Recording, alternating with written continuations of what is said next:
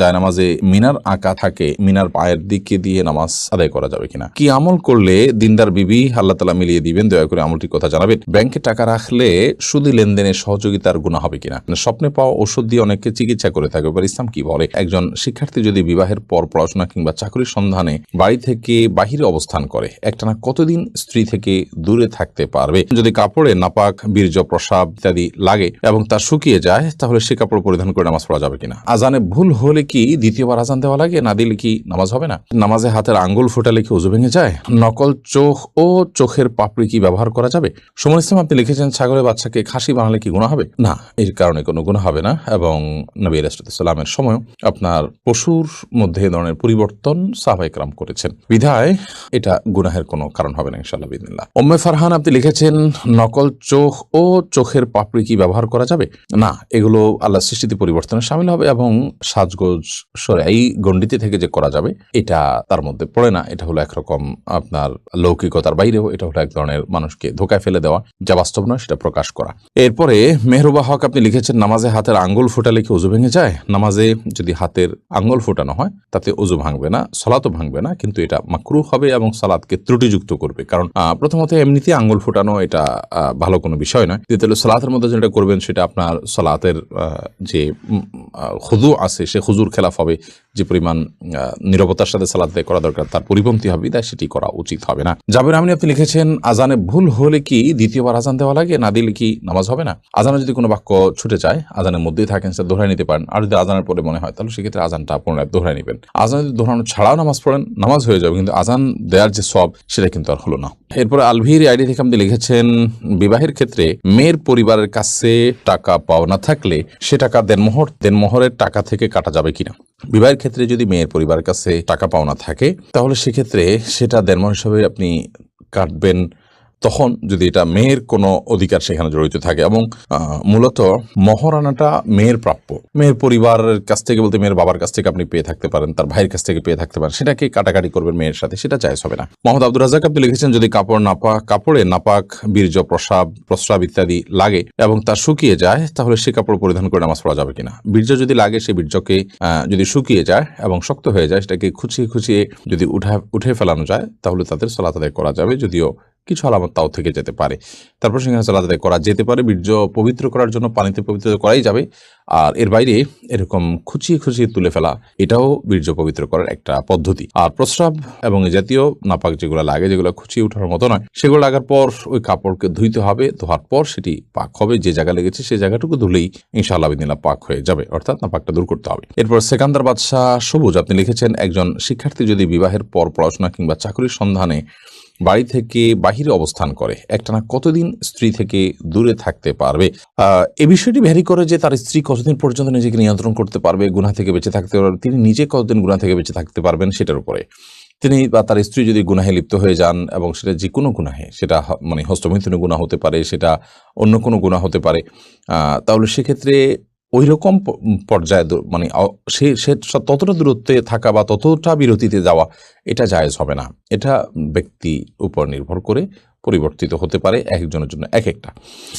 মৌলিকভাবে এটি আমাদের মাথায় রাখতে হবে যে আপনার স্বামী স্ত্রী একে অন্যের পাশাপাশি থাকাটাই উত্তম। দুনিয়াবী কোনো স্বার্থে কোনো প্রয়োজনে দীর্ঘমেয়াদে একে অন্য থেকে দূরে থাকাটা প্রশংসনীয় কাজ নয়। তবে উভয়ে যদি নিজেদেরকে ঠিক রাখতে পারেন তাহলে সেক্ষেত্রে উভয় স্ত্রীর সম্মতি ক্রমে এটি জায়েজ হতে পারে। হালিমা আপনি লিখেছেন, প্রসবের নাজুক সময়ে আমি নিয়ত করেছিলাম আমার স্বামীর সাথে কখনো ঝগড়া করব না, করলে 100 টাকা দান করব, কিন্তু সেই কথা আমি রাখতে পারছি না, মাঝে মধ্যে ঝগড়া করে ফেলি এবং আমার নিজের টাকাও নাই দান করার মতো। আমি যদি আমার স্বামীর কাছ থেকে নিয়ে দান করি এটা কি হবে? বা আমি যদি টাকা না দেই এতে কি আমার গুনাহ হবে? আপনি আপনার স্বামীর কাছ থেকে নিয়ে দিতে পারেন, এতে কোনো অসুবিধা নেই। আর যদি আপনি টাকা না দেন তাহলে সেক্ষেত্রে আপনার যদি মানত হয়ে থাকে এটা যে আমি এটা হলে এটা করব, তাহলে আপনাকে এটা করতে হবে। প্রয়োজনে আপনি পরবর্তীতে করবেন, আস্তে আস্তে করবেন, এটা আপনাকে করে যেতে হবে। আপনি নিজে করলেও হবে, স্বামীর কাছে টাকা নিয়ে দিলেও হবে ইনশাআল্লাহ। আফরোজা শারমিন লিমু আপনি লিখেছেন, স্বপ্নে পাওয়া ওষুধ দিয়ে অনেকে চিকিৎসা করে থাকে, এবার ইসলাম কি বলে? দেখুন, স্বপ্নে কেউ ভালো কোনো কিছু পেলেন, ঔষধের মধ্যে এই রোগের প্রতিষেধক আছে এমন কিছু তিনি স্বপ্নে দেখলেন এবং সেই স্বপ্নকে সুধারণা করে আল্লাহর পক্ষ থেকে ইঙ্গিত মনে করে সেটার উপর আমল করলেন, হতে পারে এটা জায়েজ, কিন্তু এটাকে এই পর্যায়ে রাখতে হবে। যদি এটাকে নিশ্চিত এই রোগের ঔষধ হিসাবে মনে করা হয় এবং রীতিমতো আপনার স্বপ্নের পাওয়া ঔষধগুলোকে বরকতময় মনে করে আমাদের দেশে অনেক কুসংস্কার প্রচলিত আছে, সেগুলো কিন্তু জায়েজ হবে না। ধরুন স্বপ্নে পেয়েছেন আপনি একটা গাছ শরীরে ঝুলিয়ে রাখতে হবে, তাহলে শরীরে ঝুলালে তো কোনো রোগের শেফা হতে পারে না। কোনো গাছের রসের মধ্যে কোনো রোগের উপকারিতা আজ যদি অভিজ্ঞতা দ্বারাও প্রমাণিত হয় সেটি স্বপ্নের পাশাপাশি, তাহলে সেটা হতে পারে একটা পর্যায় পর্যন্ত। বা অমুক আয়াত পড়ে আপনি ঝাড়ফুঁক করেছেন, আল্লাহ তাআলা আপনাকে শেফা দিয়েছেন, তো সেটা হতে পারে, এটা অভিজ্ঞতার আলোকে যদি প্রমাণিত হয়। কিন্তু আপনি গাছের একটা গুড়ি পেলেন, স্বপ্নে দেখলেন যে ওটা গায়ে ঝুলিয়ে রাখতে হবে, তাহলে রোগ ভালো হয়ে যাবে, এটা তো সেই জিনিসটার অলৌকিক ক্ষমতার বিশ্বাস, কারণ এখানে কোনো লৌকিক কোনো উপকারিতা সেখান থেকে গ্রহণ করার ব্যবস্থা বা উপায় থাকছে না, যার কারণে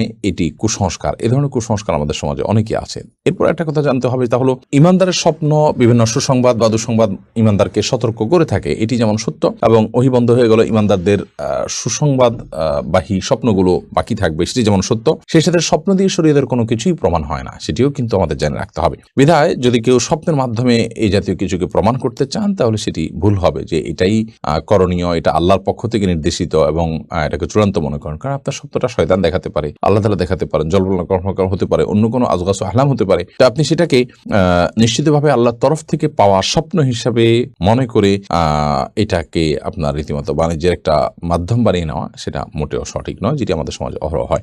নোমান কানপুরিয়াডি থেকে আপনি লিখেছেন, ব্যাংকে টাকা রাখলে সুদী লেনদেনের সহযোগিতার গুনাহ হবে কিনা।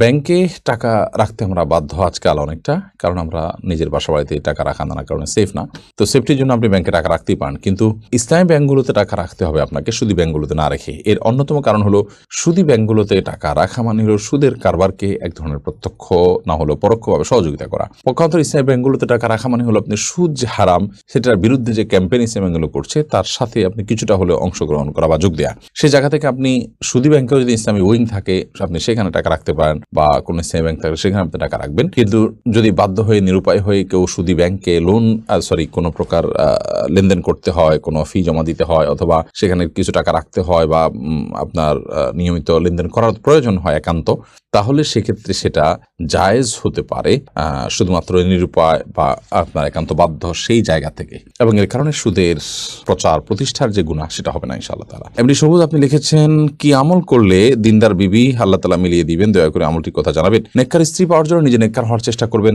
নেককার মানুষদের সাথে উঠা বসা করবেন, সেরকম চেইন মেনটেন করবেন যারা নেককার, তাহলে তাদের মাধ্যমে আপনি নেককার স্ত্রীর সন্ধান পাবেন। সেই সাথে সূরা ফুরকানের ৭৪ নম্বর আয়াতে যে দোয়া আছে সেটি পাঠ করবেন, নিজের জীবন সঙ্গী যেন নেককার হয়। রব্বানা হাব লানা মিন আজওয়াজিনা ওয়া যুররিয়াতিনা কুররাতা আয়ুন।